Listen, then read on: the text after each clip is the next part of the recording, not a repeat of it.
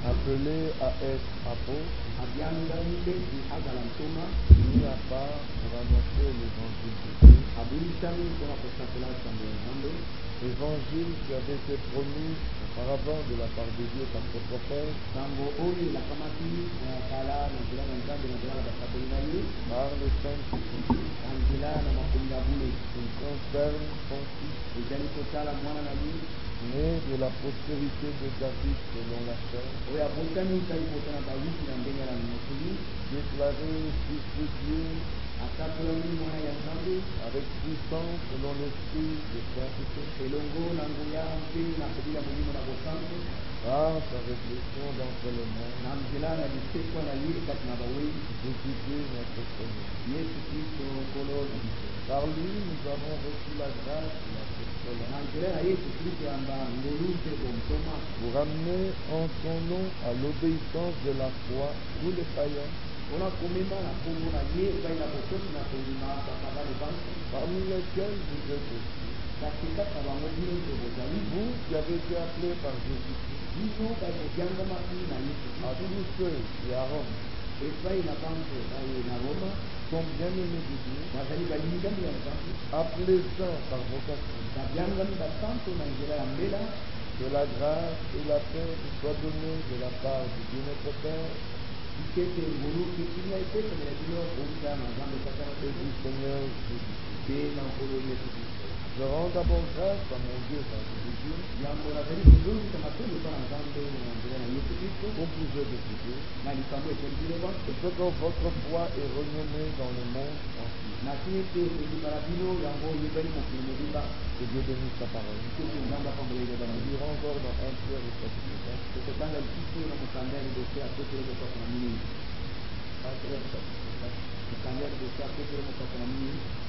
À partir du verset 7. La fin de toutes choses est proche. Soyez donc pas de sorte pour bâtir à la prière. Avant tout, ayez les uns pour les autres un ardent amour, car l'amour couvre une multitude de péchés. Exercez l'hospitalité les uns envers les autres quand même, comme de bons dispensateurs de diverses grâces de Dieu, que chacun de vous mette au service des autres le don qu'il a reçu. Si quelqu'un parle, que ce soit comme annonçant les oracles de Dieu. Si quelqu'un remplit un ministère, il le remplit selon la force que Dieu communique, afin qu'en toute chose, Dieu soit glorifié par Jésus-Christ, à qui appartiennent la gloire et la puissance, au siècle des siècles. Amen. Ici, Pierre s'adresse principalement à ceux qui sont trouvés à la fin du temps de la grâce. Vous voyez bien qu'il s'agit de nous, où il est dit la fin de toutes choses est proche. Soyez donc sages et fort consacrés à la prière. Nous vivons dans un temps où tous ceux qui sont de Dieu sont conduits par un esprit de sagesse, un esprit de sobriété. Vous savez que la sagesse est un des dons de l'esprit. Nous sommes dans 1 Corinthiens 10. Là, il est dit, au verset 8, en effet, à l'un est donné par l'esprit une parole de sagesse, à un autre une parole de connaissance. Et là, selon le même esprit. Donc vous voyez que la sagesse, tout le monde est censé l'avoir, du moins ceux qui sont de Dieu, mais il y a ceux qui ont reçu un don de sagesse, et vous verrez que cette sagesse est toujours liée à la parole de Dieu. Il ne s'agit pas de la sagesse du monde qui n'a aucune connexion avec ce que Dieu dit. Notre sagesse doit être trouvée dans la parole. Regardez, c'est dans le livre des Actes. Là, nous parlons de cet homme Gamaliel. Quand il avait appelé ses frères, il a dit, mais faites attention. Ne courez pas le risque de combattre contre Dieu. Si cette affaire vient des hommes, elle s'arrêtera d'elle-même. Mais si elle vient de Dieu, vous ne saurez pas l'arrêter. J'avais trouvé que cet homme était très sage. Nous sommes dans Actes chapitre 5, versets 33-34. Curieux de ces paroles, il voulait les faire mourir. Mais un pharisien nommé Gamaliel, docteur de la loi, estimé de tout le peuple, se leva dans le Sanhédrin et ordonna de faire sortir un instant les apôtres. Il leur dit, hommes israélites, prenez garde à ce que vous allez faire à l'égard de ces gens. Car il n'y a pas longtemps que Paris Judas, et maintenant, je vous le dis, ne vous occupez plus de ces hommes. Et laissez-les aller. Si cette œuvre vient des hommes, elle se détruira. Mais si elle vient de Dieu, vous ne pourrez la détruire. Ne courez pas le risque d'avoir combattu contre Dieu. Ils se rangèrent à son avis. Gamaliel avait parlé avec beaucoup de sagesse, mais ce n'était pas la sagesse de Dieu. S'il avait parlé par la véritable sagesse, qui est toujours liée à la parole de Dieu, il aurait vu qu'avec ces hommes de peu d'instruction, s'accomplissait ce que Dieu avait déjà annoncé par les prophètes.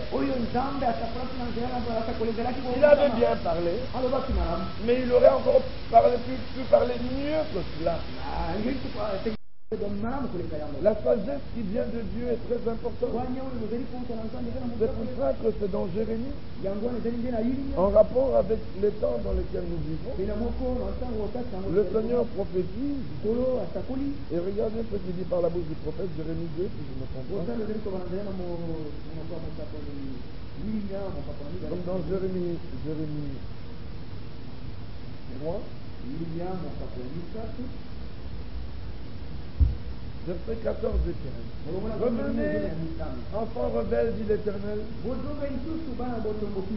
car je suis votre maître. Je vous prendrai un d'une ville, deux d'une famille. Je vous ramènerai dans Sion. Je vous donnerai des bergers selon mon cœur. Ils vous paîtront avec intelligence et avec sagesse. On paie les brebis avec l'herbe du pâturage. Mais regardez dans le psaume 95, là il est dit,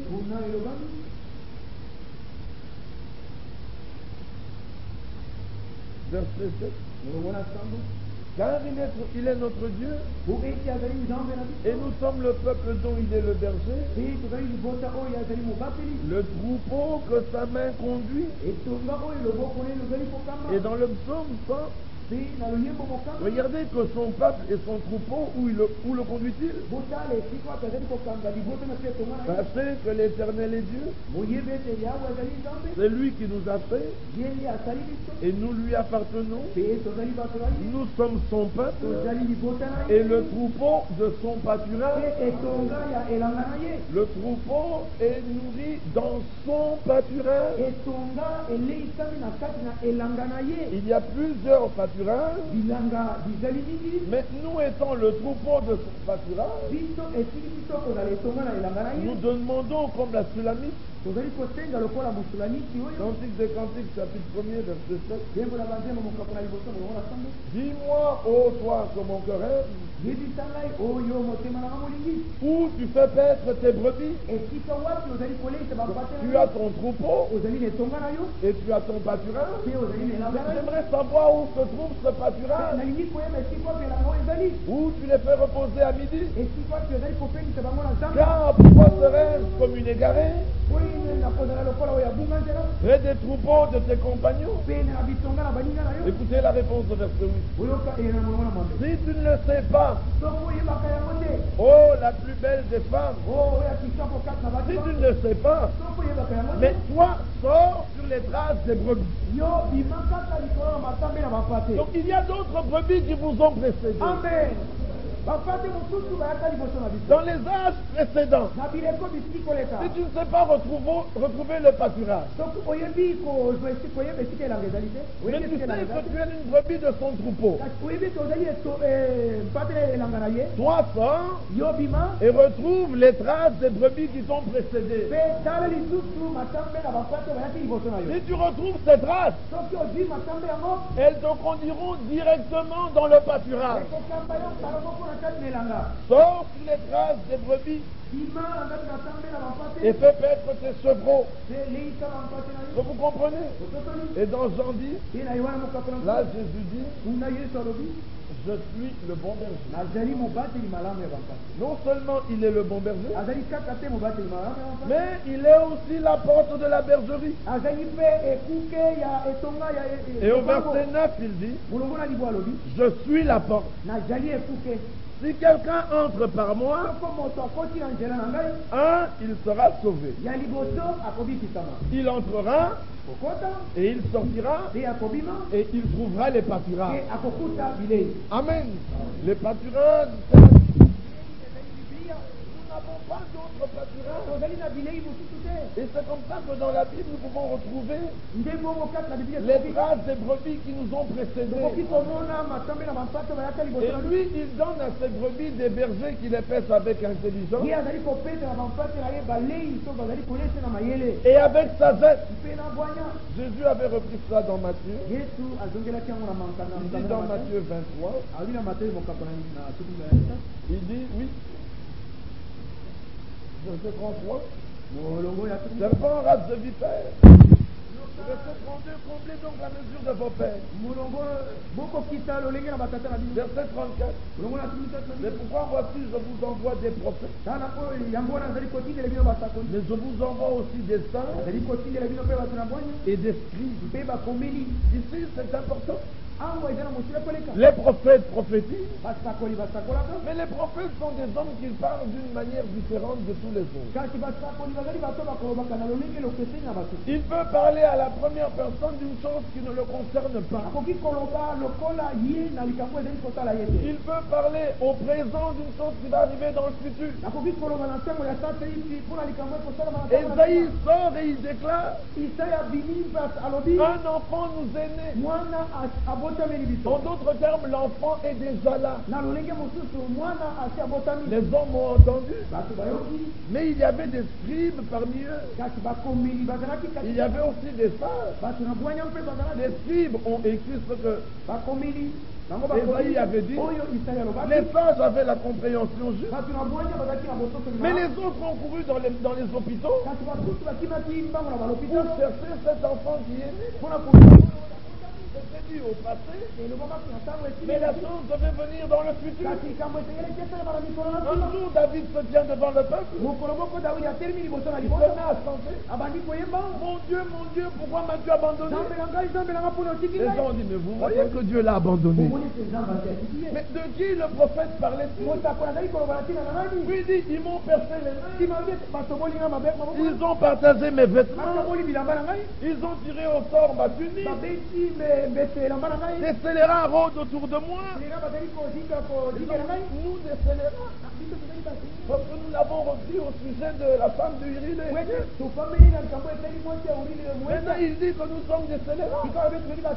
Il parlait à la première personne. Cela ne le concernait pas. L'eunuque éthiopien était un homme avisé. Il lisait les prophètes. Et en lisant les prophètes, il voit Philippe au bord de la route. Et il invite Philippe à monter. Et lorsque Philippe monte, Philippe lui demande, comprends-tu ce que tu lis? Il lisait un prophète. Comprends-tu ce que tu lis? Et alors l'homme lui dit, comment le pourrais-je si quelqu'un ne me guide? Il faut faire attention lorsqu'on lit les prophètes. Comment le comprendrais-je si personne ne me guide? Le passage qu'il lisait, il a été mené comme une brebis à la bouche. Dans son humiliation, son jugement a été levé. L'eunuque dit à Philippe, je te prie, de qui le prophète parle? Est-ce de lui-même ou de quelqu'un d'autre? Et Philippe, commençant par ce passage, lui annonça la bonne nouvelle de Jésus. Mais même le prophète du temps de la fin, lui aussi il a parlé au présent, mais de choses qui pouvaient arriver dans le futur. Mais de qui parle-t-il? Est-ce que le prophète de l'heure avait parlé de lui-même ou de quelqu'un d'autre? Si quelqu'un ne te guide pas, tu te mettras aussi à parler du prophète. Mais quand tu as retrouvé le vrai guide, tu sauras que tous les prophètes n'ont parlé que de Christ. Tous les prophètes ont rendu témoignage de lui. Nous sommes dans les livres des Actes, au chapitre 10, verset 43.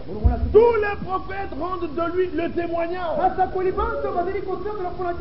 Amen. On peut s'arrêter là. C'est tous les prophètes qui ont rendu de lui le témoignage. Nous allons encore dans un autre passage. C'est 1 Pierre, au chapitre 1er. Que vous voyez comment tous les prophètes ont rendu de lui le témoignage. Verset 10, les prophètes qui ont prophétisé. Nous sommes la grâce qui vous était réservée. On fait le salut l'objet de leur recherche et de leur investigation. Ils voulaient sonder l'époque et les circonstances marquées par l'Esprit de Christ qui était en eux et qui attestait d'avance les souffrances de Christ et la gloire dont elle serait suivie. Tous les prophètes ont rendu témoignage de cet homme. C'est pour ça que le messager de l'heure pouvait dire, et c'est ce que dira tout homme de Dieu. Si vous lisez la Bible du premier verset au dernier verset, et que vous ne voyez pas Christ dans ce que vous lisez, vous avez mal lu. Relisez à nouveau, parce que toute la Bible nous parle de Christ. Dieu a un plan, mais le point central de son plan, c'est Christ. Éphésiens chapitre 1er. Regardez là. Verset 9. Il nous a fait connaître le mystère de sa volonté. Selon le bienveillant dessein qu'il avait formé en lui-même. Pour le mettre à exécution. Lorsque les temps seraient accomplis. De réunir toutes choses en Christ. Amen. Verset 11. En lui, Christ, nous sommes aussi devenus héritiers, ayant été prédestinés suivant le plan de celui qui opère toutes choses, d'après le conseil de sa volonté, afin que nous servions à célébrer sa gloire, nous qui d'avance avons espéré en Christ. En lui, Christ, vous aussi, après avoir entendu la parole de la vérité, l'évangile de votre salut, en lui vous avez cru, et vous avez été scellés du Saint-Esprit qui avait été promis, lequel est un gage. Ce n'est qu'un gage de notre héritage pour la rédemption de ceux que Dieu s'est acquis, pour célébrer sa gloire. C'est comme ça que dans les Corinthiens, Colossiens, Paul dit, au verset 25, chapitre 1er, c'est elle, cette église, que j'ai été féminine, selon la force que Dieu m'a donnée, écoutez, afin que j'annonce pleinement la parole de Dieu. Quelle est cette parole qui doit annoncer pleinement? C'est le mystère caché de tout ça, dans tous les temps, mais révélé maintenant à ce temps. Dieu a voulu leur faire connaître la glorieuse mystère de ce mystère parmi les païens.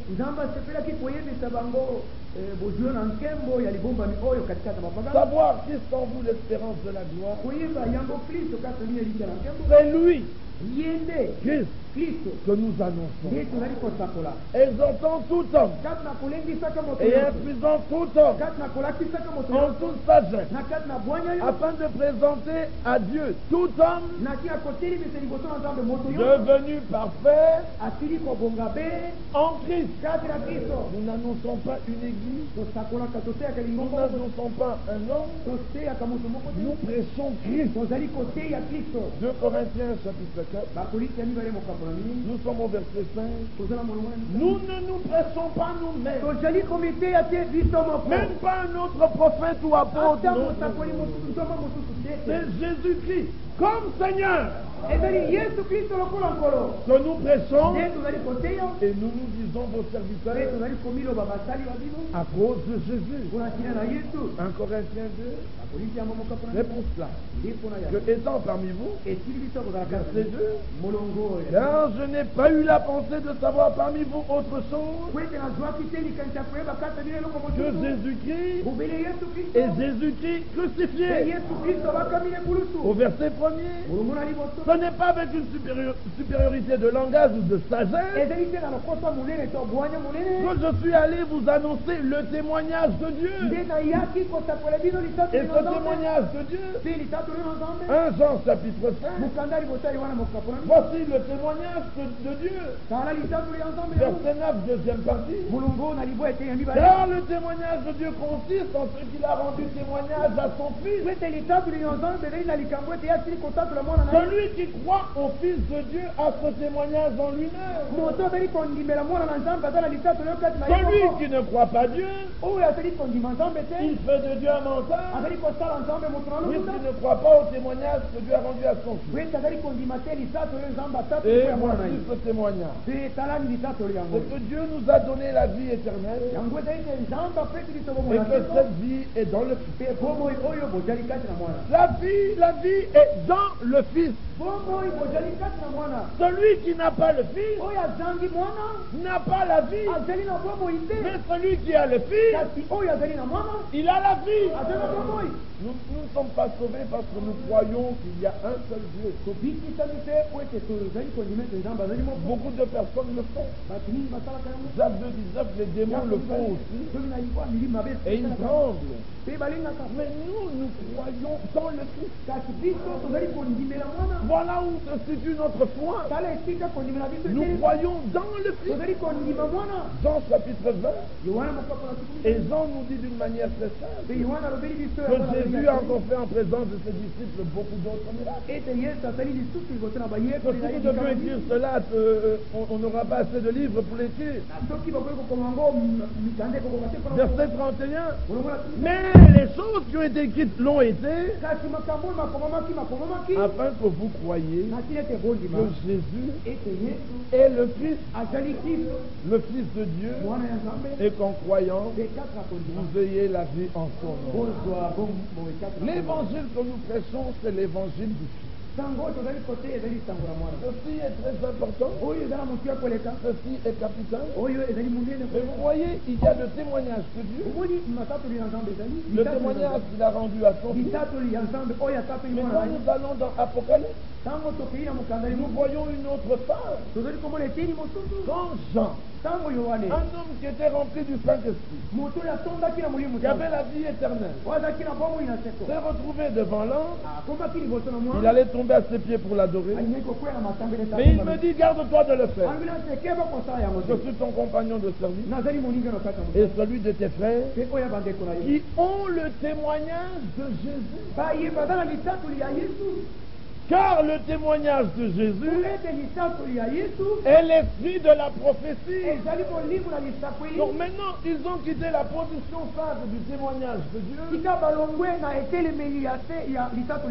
Mais maintenant, ils ont progressé. Et ils ont le témoignage de Jésus, qui est l'esprit de la prophétie. Et ceux qui l'ont vaincu, ils l'ont vaincu à cause de la parole de leur témoignage. Mais quelle était la parole de leur témoignage? Eux avaient le témoignage de Jésus. Ceci est très important. Nous, les véritables élus, nous avons le témoignage de Dieu et le témoignage de Jésus. Les appelés se limitent au témoignage de Dieu. Et c'est là que se trouve tout le problème. La parole est la même. Mais la Bible dit dans Éphésiens, regardez que là il s'adresse aux Éphésiens. Il ne parle pas aux Corinthiens, il ne parle pas aux Romains, non, il parle aux Éphésiens. Il dit voici, chapitre 3. À cause de cela, moi, Paul, le prisonnier de Christ pour vous, si du moins vous avez appris quelle est la dispensation de la grâce de Dieu qui m'a été donnée pour vous, c'est par révélation que j'ai eu connaissance du mystère sur lequel je viens d'écrire un peu de mots. En les lisant, vous pouvez vous représenter l'intelligence que j'ai du mystère de Christ. Christ est le mystère de Dieu. Ça, c'est ce qu'on a vu dans les Colossiens. Dans les Colossiens, on a vu que Christ est le mystère et la révélation du mystère de Dieu.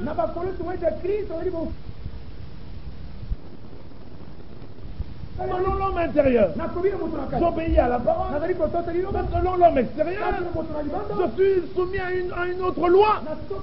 La loi du péché. Mais la parole, la loi, elle est bonne. Elle est sainte, je l'aime. Mais moi, je suis livré à autre chose. Il est obligé de leur expliquer ces choses élémentaires. Leur disant, mais écoutez, n'imitez pas ces choses-là. Ne faites pas ces choses qu'on fait dans le monde. Même les affections naturelles, vous ne les avez pas. Mais quand il va maintenant au Corinthiens, là encore, il change de langage. Parce que les Corinthiens n'avaient pas le même degré de connaissance que les Romains. Ils étaient un peu plus loin, mais il y avait encore beaucoup de choses parmi eux. Il commence très bien. Il leur dit dans 1 Corinthiens, au chapitre 1er, Paul appelait à être apôtre de Jésus-Christ par la volonté de Dieu. À l'église de Dieu qui est à Corinthe, à ceux qui sont sanctifiés, il va au verset 5. Car en lui vous avez été comblés de toutes les richesses. Il concerne la parole et la connaissance. Le témoignage de Christ ayant été solidement établi par lui, de sorte qu'il ne vous manque aucun don. Dans l'attente où vous êtes de la manifestation de notre Seigneur Jésus. Et tout de suite après, il commence. Après avoir fait cet éloge, et leur avoir montré leur position d'hommes sauvés, il dit, mais quand même, je trouve que parmi vous, vous êtes encore charnels. Les uns disent, moi je suis de Paul, les autres moi de Céphas, les autres moi d'Apollos, les autres moi de Christ. On dit, mais il y a quelque chose qui ne va pas en lui. Et il commence à leur dire, ici, quand nous prêchons, nous utilisons un langage spirituel pour les choses spirituelles.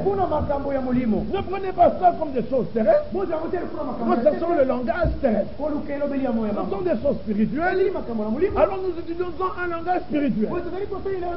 Maintenant, comme les Corinthiens étaient déjà à un autre degré, aux Romains, il a montré les hommes qui sont dans le monde et ceux qui sont sauvés. Mais quand il arrive aux Corinthiens, il ne fait pas comme ça.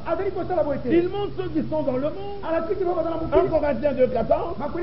Il dit, mais l'homme animal n'accepte pas les choses de l'esprit.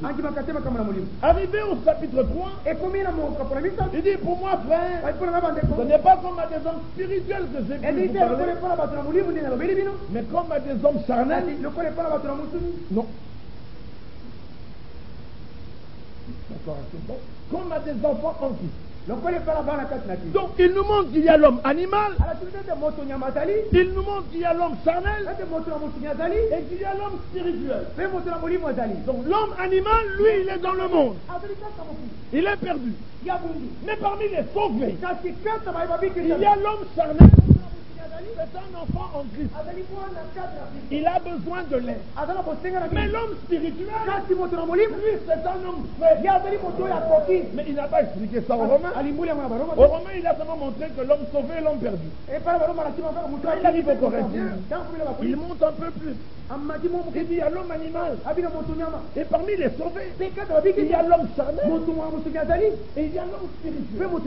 Mais l'homme charnel, c'est qui? C'est un enfant en Christ. Donc il est des années. Il est enfant. Je vous ai donné du lait, non de la nourriture solide, car vous ne pouviez la supporter. Et vous ne pouvez pas même à présent, parce que vous êtes encore charnel. Vous êtes des enfants. Vous êtes nés. Vous êtes fils du Père. Vous êtes encore enfants. Vous êtes encore charnel. Alors je vous donne du lait. Parce qu'on trouve parmi vous des disciples, des envies, de la jalousie. Alors, n'êtes-vous pas charnel? Ah mais oui, vous l'êtes. Et vous marchez selon l'homme. Et il commence à leur expliquer, mais attention, déposer le fondement. Quand quelqu'un est sur le fondement, il est déjà sauvé.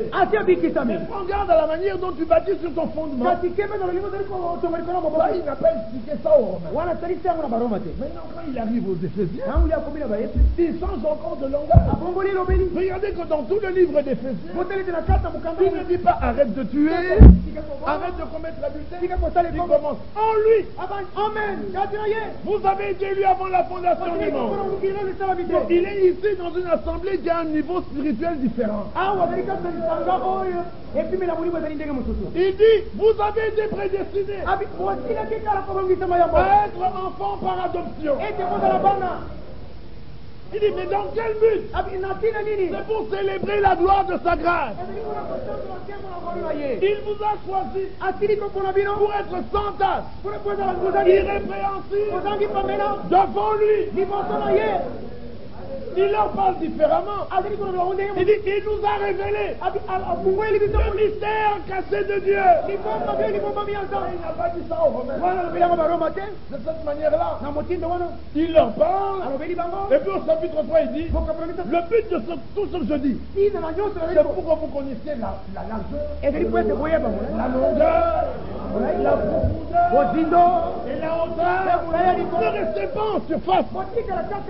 Descendez dans la profondeur. On peut tous être des mineurs. Des mineurs.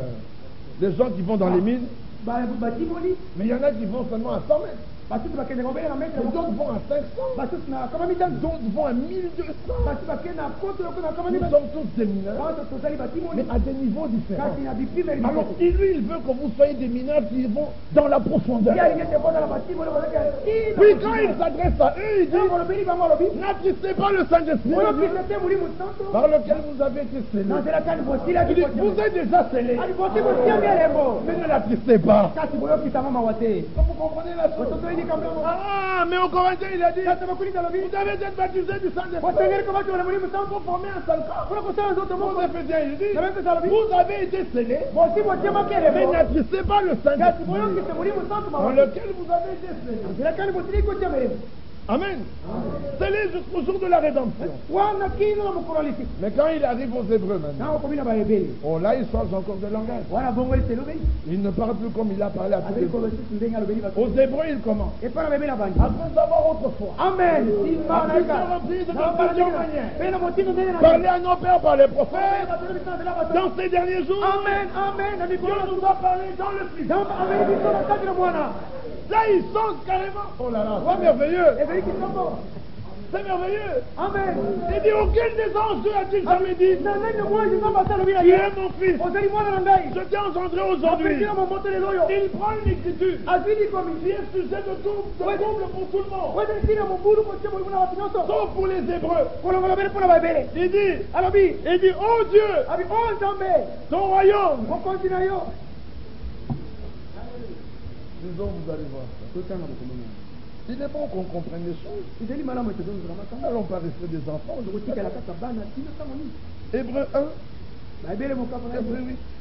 Mais il a dit aussi, ton trône, ô Dieu, est éternel. Le sceptre de ton règne est un sceptre d'équité. Tu as aimé la justice et tu as haï l'iniquité. C'est pourquoi, ô Dieu, ton Dieu t'a oint d'une huile de joie au-dessus de tes égaux.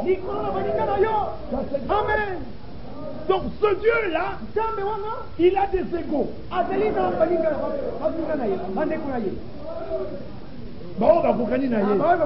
Ce Dieu-là, il a ses égaux. Mais lui, il a une huile de joie au-dessus de ses égaux. Mais ce Dieu-là et ses égaux, ils ont un même Dieu.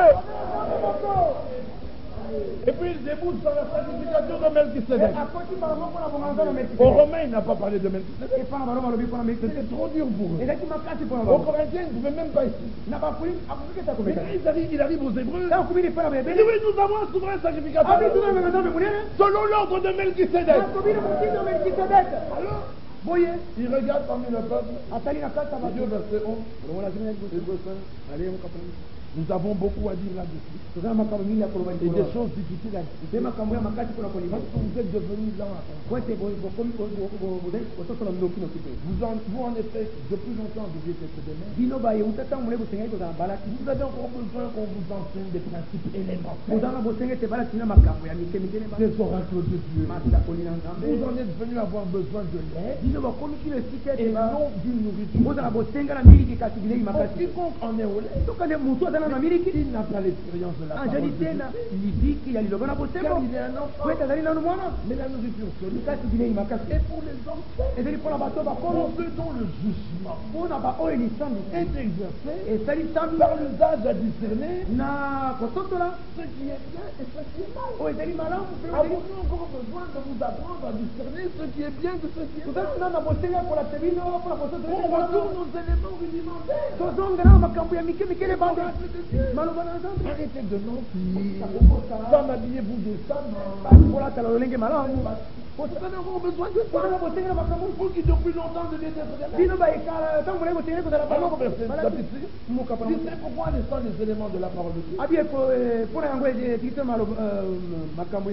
Tendons à ce qui est passé. Sans poser de nouveau le fondement du renoncement aux œuvres. Vous voulez qu'on recommence à poser ce fondement tous les jours? Tous les jours.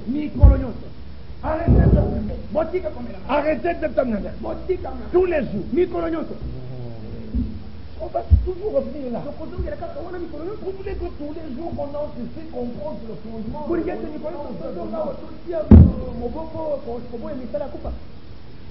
Tous les jours qu'on commence, frère, ayez foi en Dieu. Croyez en Dieu. Les jugements viennent. Vous devez être baptisé. Qui n'est pas baptisé ici, qui lève la main. Qui ne croit pas en Dieu ici, qui lève la main.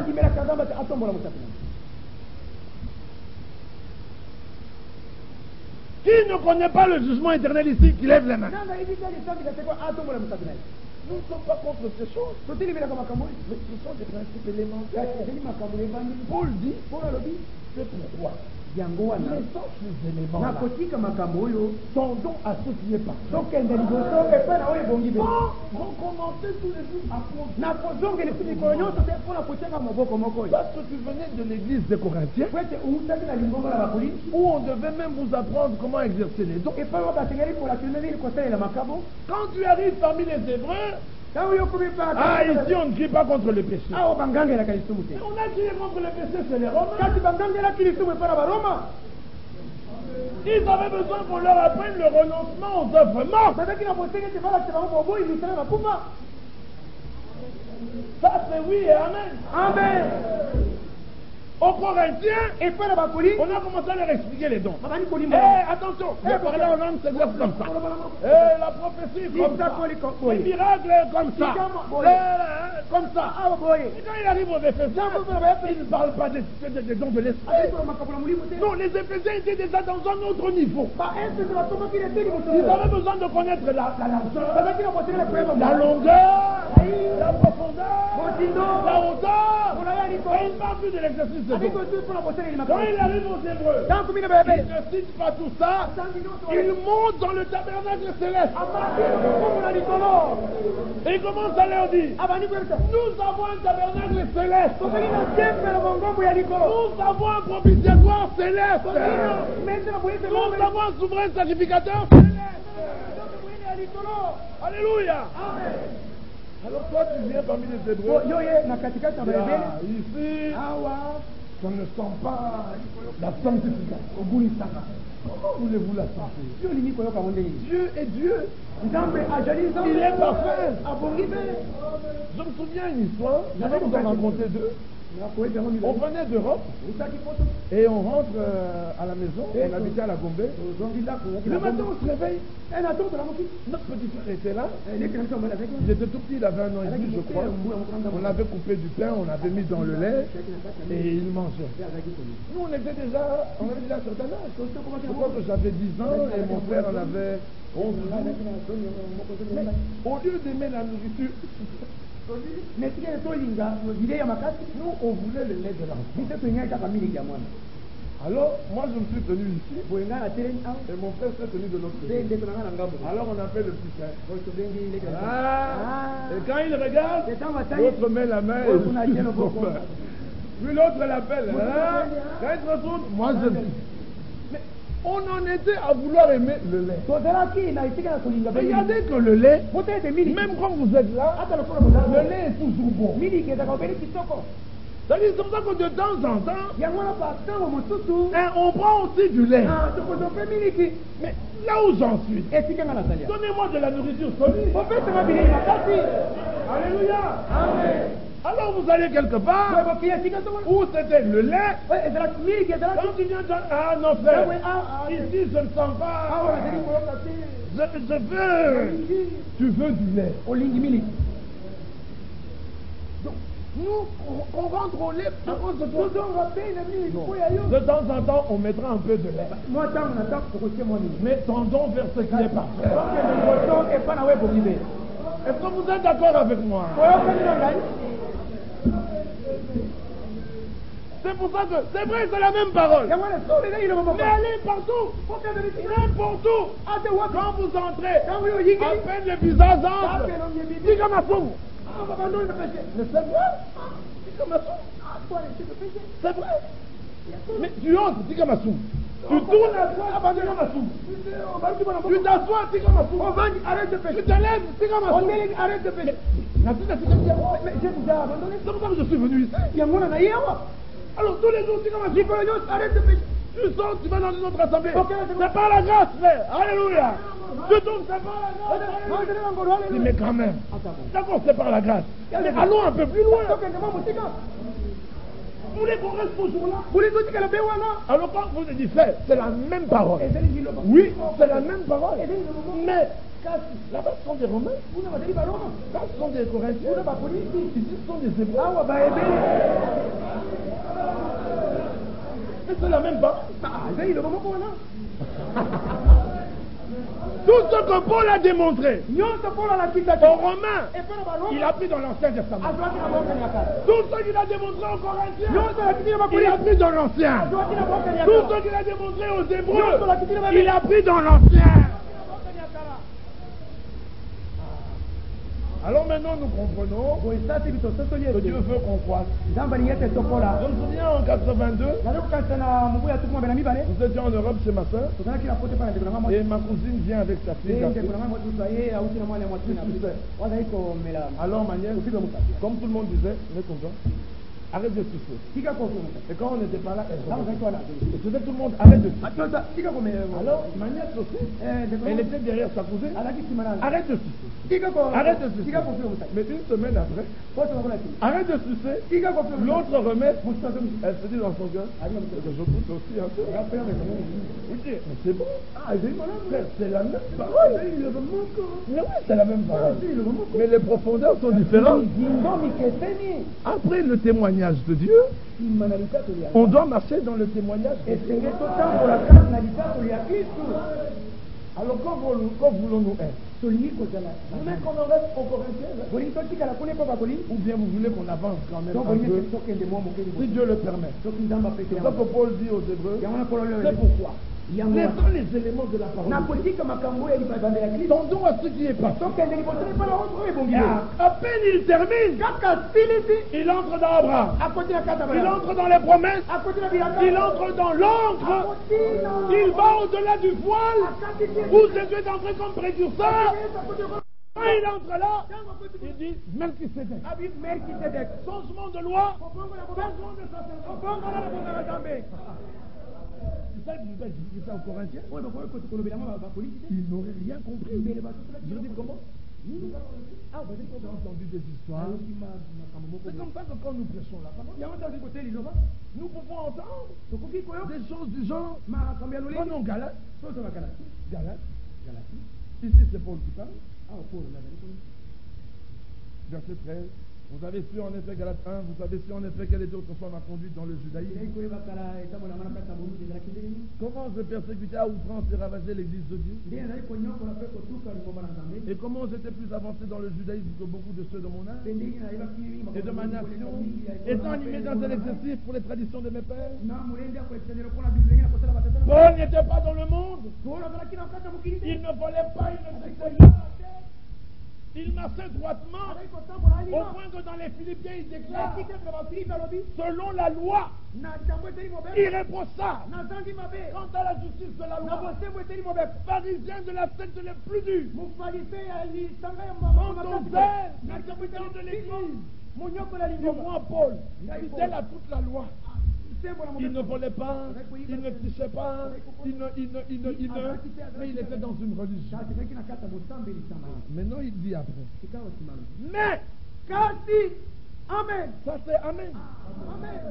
Il allait quelque part. Mais il y a un mais. Ce petit mot est très important. C'est-à-dire indépendamment de sa volonté. Par la volonté du seul qui décide et qui accomplit selon les conseils de sa volonté, il y a eu un mais, c'est-à-dire une intervention divine. Il a arrêté Paul et il l'a renvoyé dans un autre chemin. Il dit, moi j'allais là, mais Dieu est intervenu. Il est intervenu quand? Lorsqu'il plut à celui qui m'avait mis à part le sein de ma mère et qui m'a appelé par sa grâce d'arrêter de fumer, d'arrêter de boire, non, de révéler en moi son Fils.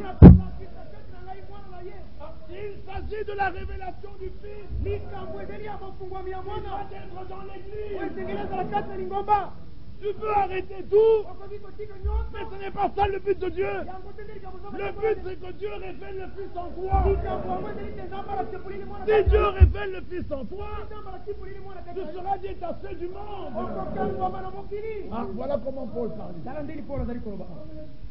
Pourtant, c'est aux Galates qui parlait. Vous comprenez que les choses de Dieu sont plus importantes qu'on ne peut l'imaginer. Il ne s'agit pas d'arrêter de faire tout. Cependant, si vous êtes acquis, vous arrêterez de faire toutes ces mauvaises choses. Ici, il faut commencer par l'être. Amen. Il faut l'être. Tout à l'heure que tu auras les caractères de ton père. Mais toi, avant de naître, tu dois voir les caractères du père.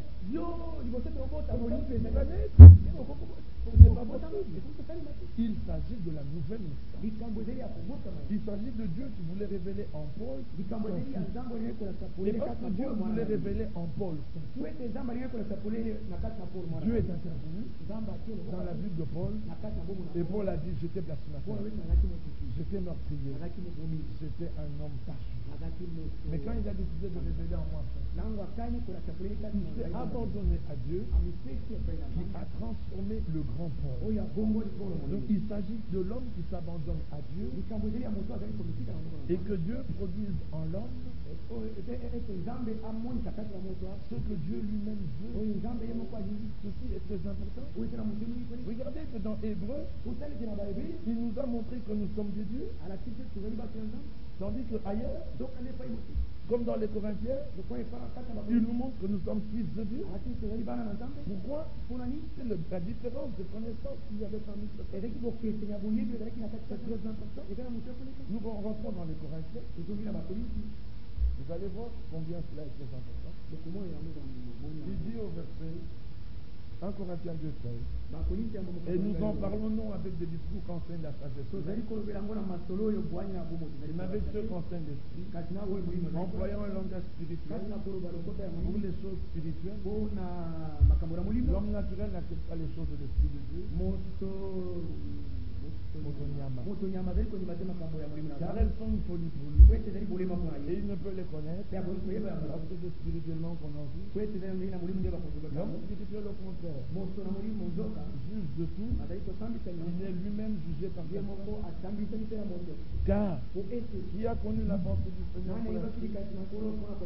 Or, nous avons la pensée de Christ.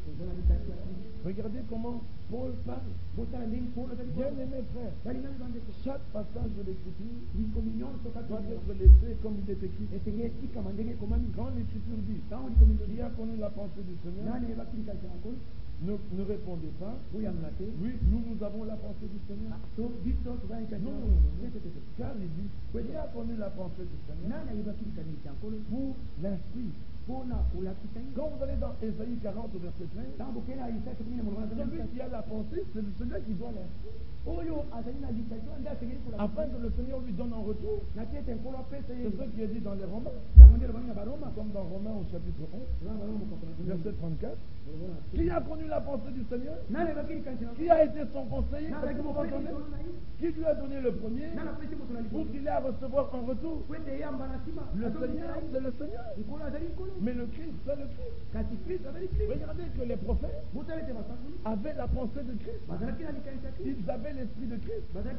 Dans tout l'Ancien Testament, Dieu s'est révélé comme Seigneur. C'est comme ça qu'on le voyait dans une colonne de feu. Et qu'il interdisait les hommes de s'approcher de lui. Le Seigneur, il est grand, séparé de l'homme. Il est puissant, il est fort, l'homme ne peut pas s'approcher de lui. Et il est là, il prône, il juge. C'est pour ça que le Seigneur, dans l'Ancien Testament, Dieu, en tant que Seigneur, il avait porté le nom de Yahvé, qui était le nom de la première alliance, qui est traduit dans nos Bibles par le mot éternel. C'est pour ça qu'Israël louait l'éternel.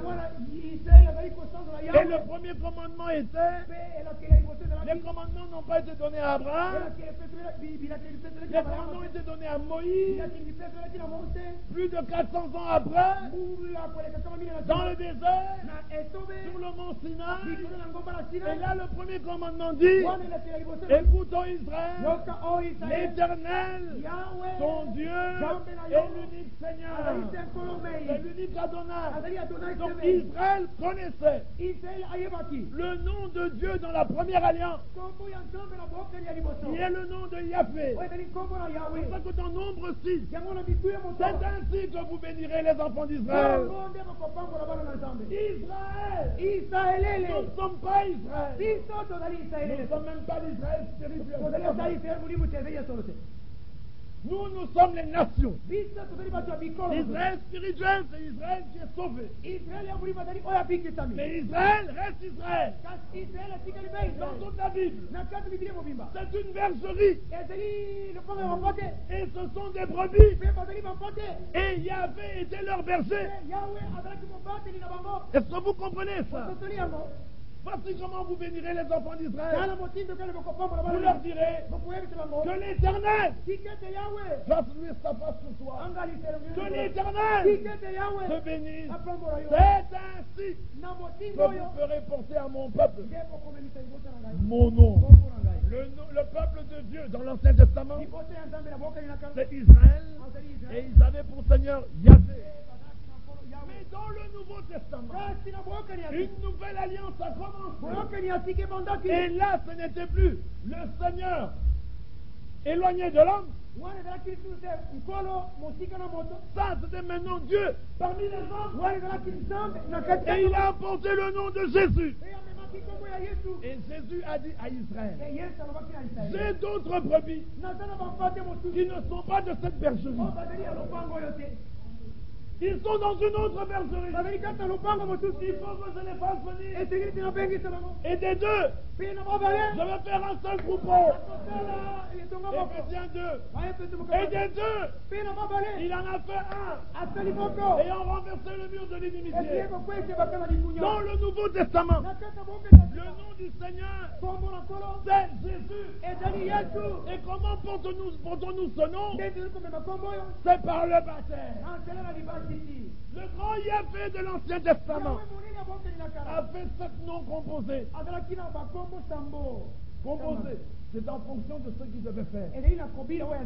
Quand il voulait aller à la guerre, c'était Yahvé Sabaoth, l'Éternel des armées. Là, Israël n'invoquait pas Yahvé Rapha. Il n'appelait pas Yahvé Jireh. Il n'appelait pas El-Shaddai. C'était Yahvé Sabaoth. Parce que c'était la guerre. Mais quand il y avait un malade, Israël invoquait Yahvé Rapha. Parce qu'il y avait un malade. Quand il fallait pouvoir un miracle, il s'appelait Yahvé Jireh. Quand ils avaient besoin de paix, il s'appelait Yahvé Shalom. Quand il voulait qu'il soit là, il disait Yahvé Shammah. C'est comme ça que Dieu voulait dans l'Ancien Testament. Mais quand Dieu est venu dans le Nouveau Testament pour sauver, il a porté un nom, Yahshua, Jésus.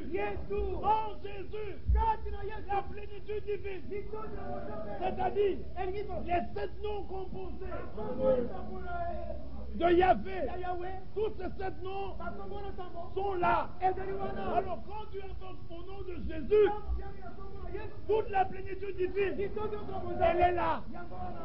S'il veut la guerre, invoque Jésus. C'est un puissant vainqueur. Si tu veux la guérison, le nom de Jésus.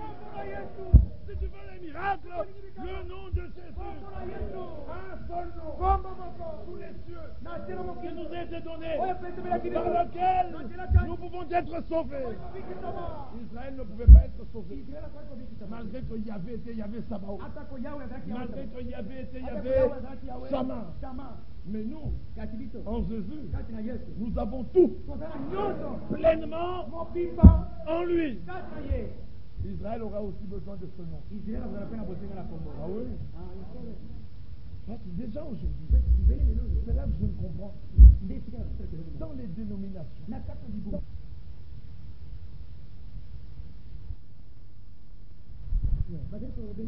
comme ça que lorsque Benjamin Netanyahu a été élu, à son premier discours, à la Knesset, il termine en disant que le Seigneur bénisse Israël. Que le Seigneur veille sur Israël. Ce n'est pas le moment. Amen. Israël invoque dans le nom de Adonai, le Seigneur. Ils peuvent dire Elohim, ils peuvent dire Adonai, ils ne diront jamais Yahvé. Ils ont compris quelque chose qui ne va pas. Ce n'est pas le temps d'Adonai. Comment allons-nous le faire? Il n'y a plus de sacrificature d'Aaron. Il n'y a pas d'arche de l'alliance. Vous comprenez? Vous n'avez pas d'arche et vous invoquez Yahvé. Il ne va pas. Un seul nom nous a été donné. Alors tout ce que vous faites, Colossiens 3:17, faites-le dans le nom de Jésus. Alors Jésus, avant de partir, dit, ça, je ne vous l'avais jamais dit. Mais maintenant je vous le dis. Demandez au Père. Mais demandez en mon nom. Je ne vous dis pas qu'il vous aime. Non. Il vous aime. Parce que vous m'avez aimé. Alors, je vous dis un mystère. Vous demandez au Père Bosenga. Demandez au Père en mon nom. Vous l'accordera. Vous comprenez ça? Et dans on dit, Père, je sais que tu exauces toujours. Même cette prière est déjà exaucée. Demandez au Père. Pas à Yahvé. Demandez au Père, pas au nom de Yahvé, mais au nom de Jésus. Croyez-vous en Jésus? Alors faites ce qu'il vous a dit. Quand vous priez, dites Notre Père est terminé. Je te l'ai demandé dans le nom de Jésus. Quand le Père entend ça, il dit à Jésus. Pour ce nom, j'accorderai tout Jésus. Alors, qu'est-ce que tu veux? Demande, Seigneur, mais dans le nom de Jésus. Alléluia. Amen. Manoach voulait connaître son nom. Il a dit à l'ange de Yahvé. Est-ce que vous entendez? Il dit, quel est ton nom?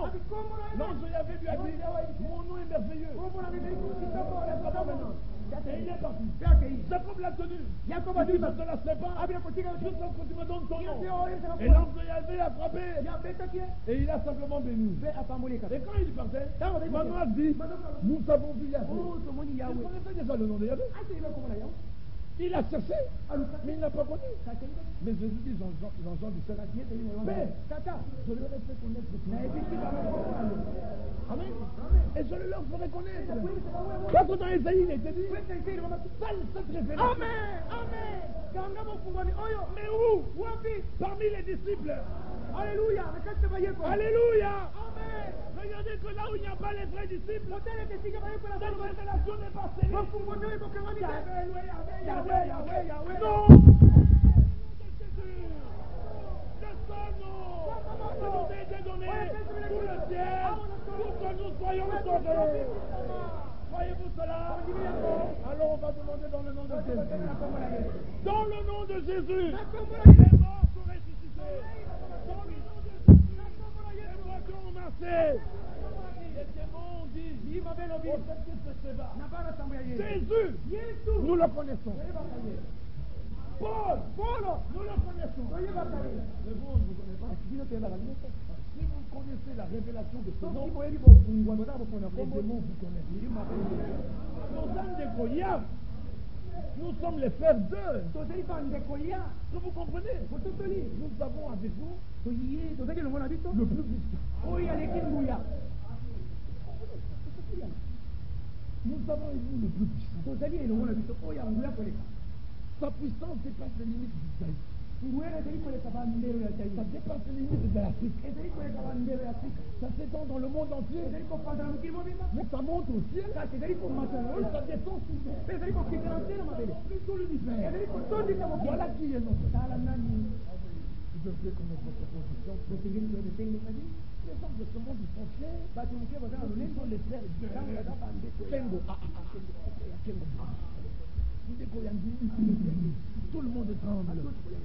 Attention, Nekoya. Mais nous sommes les frères de qui? Est-ce que vous comprenez la chose? Nous avons des gardes. Nos gardes, ce sont des anges. Je fais ça. Mais il est là. Ça dépasse l'entendement. Il fait sombre ici.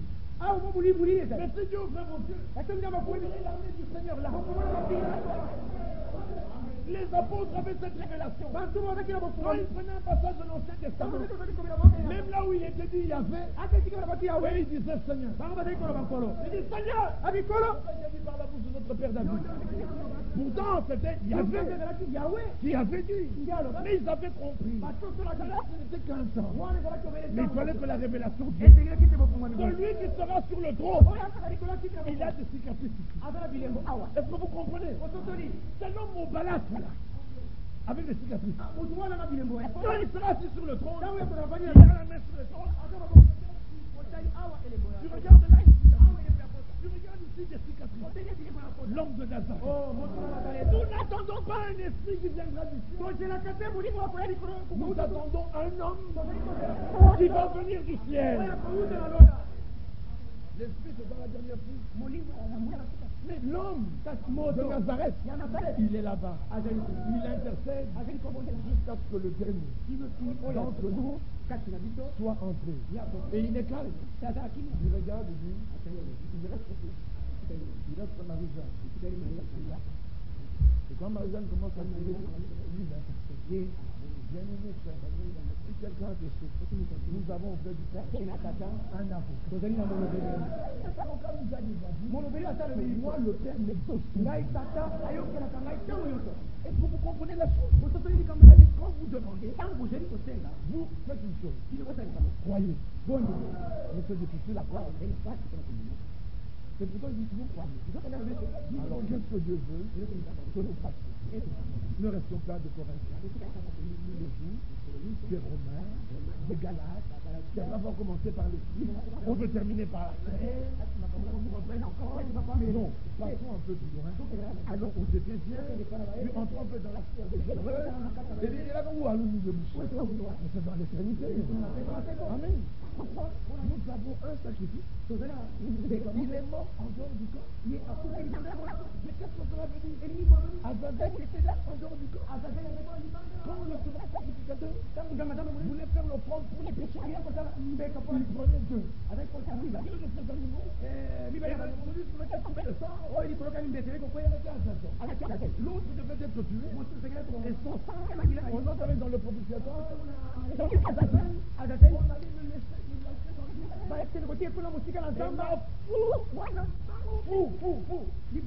cause de tous les péchés qu'il portait, il a emporté le péché du peuple de très loin. Vous comprenez? Alors notre souverain sacrificateur, selon l'ordre de Melchisédek, lui aussi, il y en a un qui est mort, qui a apporté le sang. Mais il y en a un autre aussi, qui est toujours le même. Qui a pris nos péchés, qui a regardé très loin. Afin que le souvenir du péché, il a été jeté dans la mer de l'oubli, entré dans cette mer pour recouvrer le péché. Il est retourné à son propriétaire, qui est Satan. C'est pour ça que Jésus a dit. Vous comprenez la chose? Aujourd'hui, Dieu veut que nous ayons la foi. Que tout ce que nous demandons dans le nom de Jésus, je n'espère pas que je l'aurai. Je ne pense pas que je l'aurai. Je sais que je l'ai. Ah! Tout ce que j'attends, c'est de le voir. Tu sais Oui, tu attends simplement. Nous aussi, quand nous demandons, nous savons qu'il a des enfants. Pourquoi, mon ami, sa volonté. Et c'est avec le sang. Alors celui dit, c'est toi qui as dit. Vous recevrez.